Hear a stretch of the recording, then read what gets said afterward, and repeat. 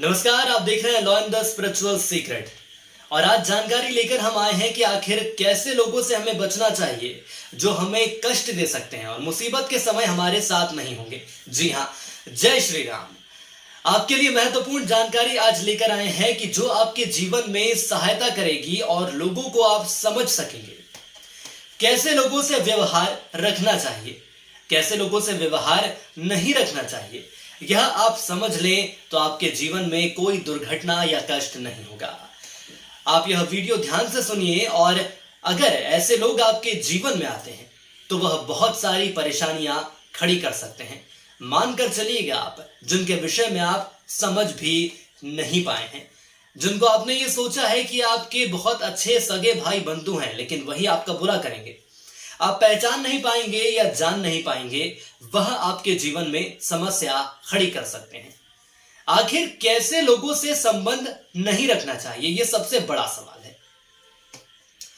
सबसे पहले तो आपको लोगों के पहनावे से समझना चाहिए कि कैसे लोगों से व्यवहार रखना चाहिए। जी हाँ, यदि पहनावे की मैं बात करूं तो कहा जाता है कि जो पहनावा होता है वो व्यक्ति का दर्पण रहता है।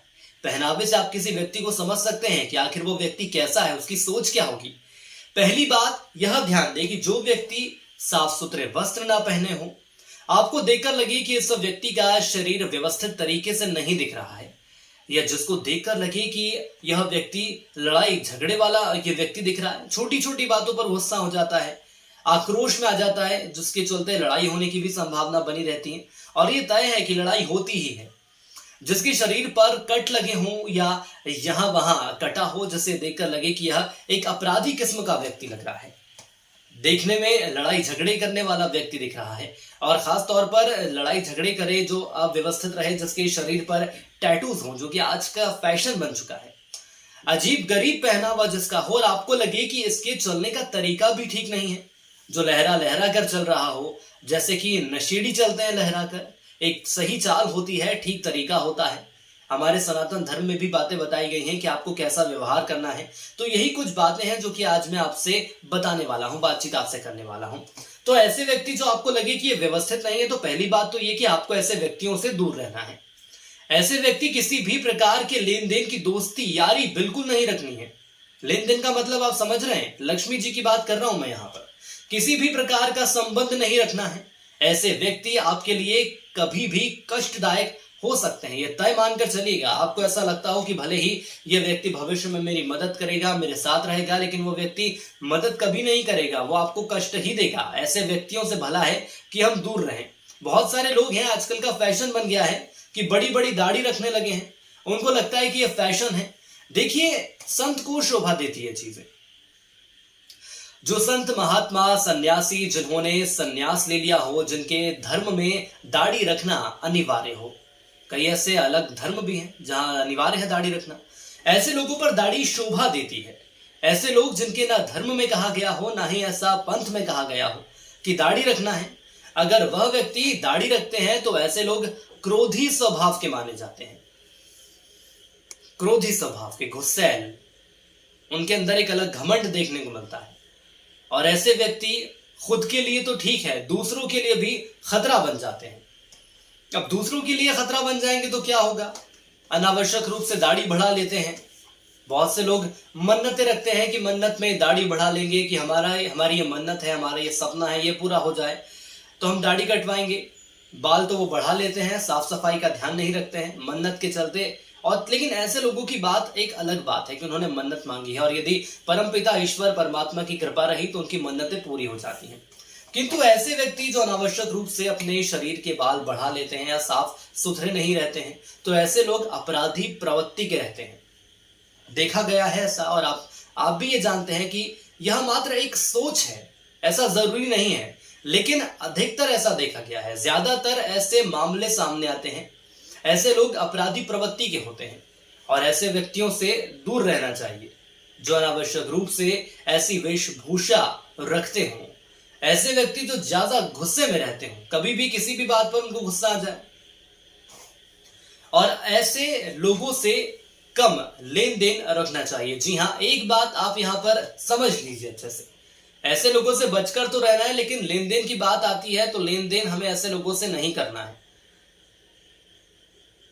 दूसरे वह लोग जिनसे आपको बचकर रहना चाहिए, ज्यादातर ऐसे लोग जो कि छोटी छोटी बातों पर बहस करते हैं। आपने देखा होगा कई ऐसे लोग हैं जो छोटी छोटी बात होती हैं, आपके आसपास के ही कोई लोग होंगे, उदाहरण के तौर पर यदि मैं बात करूं कि 10-5 रुपए के लिए बहस करते हो, ज्यादा बारीकी से हिसाब रखते हो, छोटी छोटी बातों का हिसाब रखते हो, ऐसे व्यक्ति मुसीबत के समय कभी काम नहीं आते हैं।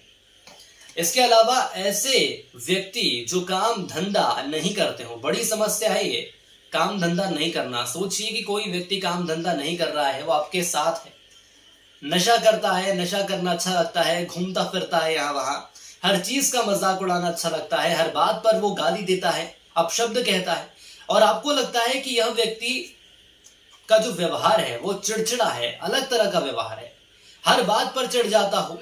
ऐसे व्यक्ति से हमें दूर रहना चाहिए। ऐसे व्यक्ति आपके बसे बसाए घर गृहस्थी समृद्धि को देखकर उन्हें ईर्ष्या होती है।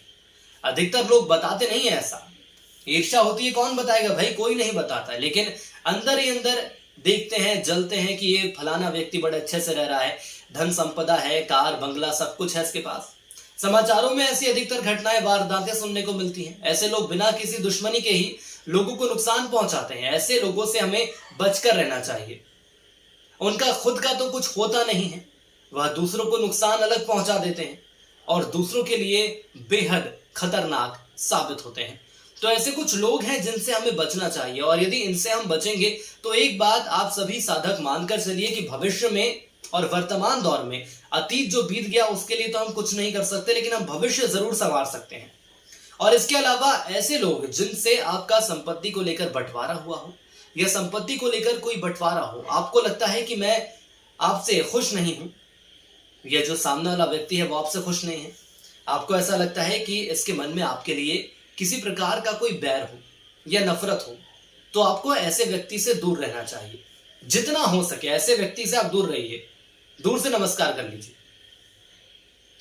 दूर रहने का मतलब यहां पर यह नहीं है कि हमें दूर रहना है, बहस नहीं करनी, कहने का मतलब यह है बातचीत कर सकते हैं। एक आमतौर पर समाचार तो हमें एक व्यवहार के नाते, हमारे सनातन धर्म के नाते बातचीत हमें करनी होगी, लेकिन लेन देन आप इनसे बिल्कुल ना करिए। इसके अलावा एक और बड़ी खास बात है जो हम सभी को ध्यान देनी चाहिए, वो है ये कि निंदा नहीं करनी चाहिए, गाली गलौच नहीं करना चाहिए। कभी कभी आप जैसे रिश्तेदारी या गांव में गए हैं, किसी व्यक्ति की निंदा नहीं करनी चाहिए, लेकिन आपको लगता है कि सामने वाला व्यक्ति उसको जाकर कह देगा। ऐसी कई उदाहरण है, आज के दौर में तो ऐसे होते ही हैं उदाहरण, नहीं चाहते हुए भी जो लोग हैं वो निंदा करते हैं और सामने वाले से उम्मीद रखते हैं कि वो उसको जाकर बताएगा नहीं, लेकिन ऐसा होता नहीं है, वो व्यक्ति जाकर बता देता है। इससे आपकी अनचाही दुश्मनी बनती है और फिर लोग बुरा करते हैं।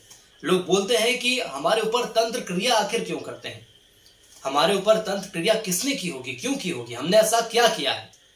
यह गलती आपकी ही रहती है। आप लोगों की निंदा करके कहीं ना कहीं अपने दुश्मन बना लेते हैं और आप लोगों को समझते नहीं हैं। ऐसे में आप लोगों से व्यवहार बना लेते हैं और आपको लगता है कि हमने निंदा कर दी, बड़ा अच्छा काम किया है। लेकिन एक बात मान के चलिए कि निंदा करना बहुत बुरी बात है और इसका परिणाम आपने भुगते भी होंगे। कई ऐसे लोग हैं जो इस वक्त मुझे सुन रहे हैं, वो लोग भी समझ रहे होंगे कि कितना गलत है, क्योंकि उन लोगों पर ऐसे हो बीती होगी। ऐसे लोग आपका बुरा करते हैं, ऐसे लोगों से बच के रहना चाहिए। तो हमने आपको कुछ ऐसे लोगों का परिचय दिया है जिनसे आपको बचकर रहना है, हमें सावधान रहना है और इन लोगों के निंदा करने से बचें। एक निंदा करने की दूर की बात भले ही हो सकती है, लेकिन जो रिश्तेदारी में जो हिस्सेदारी वाले लोग रहते हैं उनसे तो हमें मिलना जुलना पड़ता है। चलिए किसी दूसरे व्यक्ति की आपने निंदा कर दी, उससे मेरी मुलाकात भी नहीं होती, ठीक है कर दी निंदा, लेकिन यदि मैं किसी मेरे परिवार वाले की निंदा कर रहा हूं, मेरे भाई बहन की निंदा कर रहा हूं और उनसे मुझे मिलना भी है, इनकी निंदा करने से लड़ाई झगड़े ही बढ़ते हैं। आप तो मजे में, अपना परिवार सुरक्षित रहेगा। हम आशा करते हैं कि आपको ये जानकारी जरूर पसंद आई होगी, तो इस जानकारी को अपने जीवन में उतारिए, अपने जीवन मूल्यों में ऐसी जानकारियां उतारिए, ऐसे लोगों से दूर रहिए, निंदा नहीं करिए। कुछ ऐसी खास बातें हैं यदि जिनको हम अपने जीवन में उतारते हैं तो ये साफ तौर पर कहा जा सकता है कि हम हमारे जीवन को सुरक्षित रहे हैं, सुरक्षित रख रहे हैं। ना सिर्फ हमारे जीवन को, हमारे जो बच्चे हैं, जो छोटी पीढ़ी है जो कि बड़ी हो रही है, वो भी यही देखती है, सीखती है। तो ये हमें ध्यान रखना है कि हमें कुछ ऐसे लोगों से दूर रहना है, लेन देन का व्यवहार नहीं करना है। तो आज के लिए इस वीडियो में इतना ही। आज आपको जानकारी उम्मीद हम यही करते हैं कि आपको जानकारी पसंद आई होगी। यदि आपको कुछ सवाल है तो कमेंट्स के माध्यम से आप अपने सवाल ज़रूर हमसे पूछ सकते हैं। तो law and the spiritual secret के आज के इस खास अंक में इतना ही। यदि आपको हमारा वीडियो पसंद आया है तो हमारे वीडियो को लाइक करें, शेयर करें और सब्सक्राइब ज़रूर करिए। जय श्री राम।